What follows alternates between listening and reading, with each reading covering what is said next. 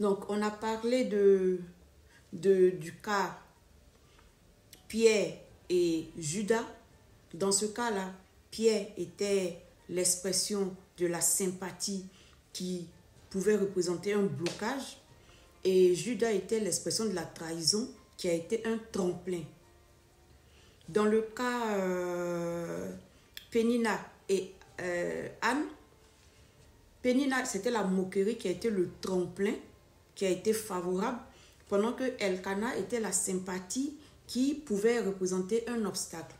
Aujourd'hui, on va parler du cas de Joseph. Tout le monde connaît l'histoire de Joseph. Et dans ce cas d'espèce-là, Monsieur Potiphar va représenter la sympathie qui peut être un blocage. Et Madame Potiphar va représenter la situation malheureuse, la trahison, la moquerie, le faux témoignage.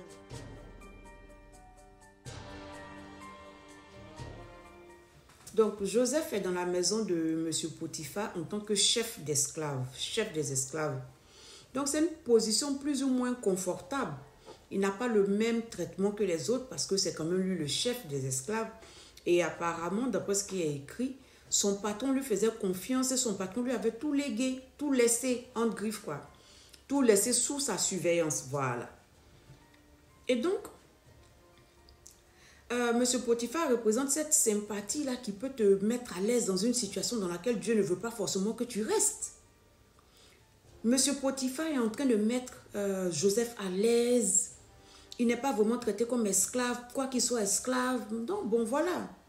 Et de l'autre côté, on a Madame Potiphar qui, à cause de son action, a fait que Joseph s'est déplacé. Elle a provoqué le changement dans la vie de Joseph. Donc, quand on analyse le comportement de Madame Potiphar dans la chair, on réalise qu'elle a fait quelque chose d'atroce, d'abominable.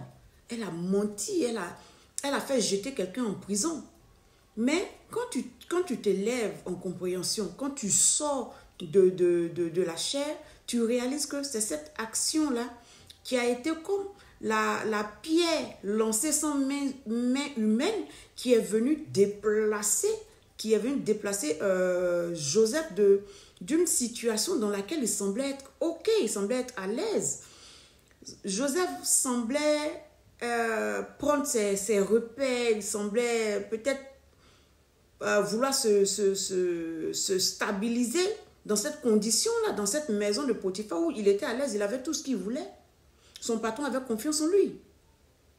Mais ce n'était pas là que Dieu voulait qu'il reste. Il faut que tu comprennes quelque chose. Chaque fois que tu vas te trouver devant une situation qui sera peut-être difficile pour toi à changer, chaque fois que tu vas te retrouver dans une situation où tu as du mal à prendre une décision dans le sens de ce que Dieu veut, quoique sachant ce que Dieu veut, Dieu même va t'apporter de l'aide. L'aide ne sera pas forcément comme tu veux. Ce n'est pas quelqu'un qui va te prendre par la main tout doucement, viens, je vais te montrer comment on fait. Non. Ça peut être une trahison, une séparation, un rejet, un faux témoignage.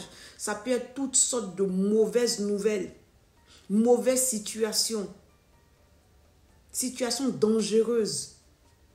Mais en toute chose, quand quelque chose t'arrive, il faut que tu saches te rappeler la nature des prières que tu fais. Qu'est-ce qui a provoqué cette intervention divine?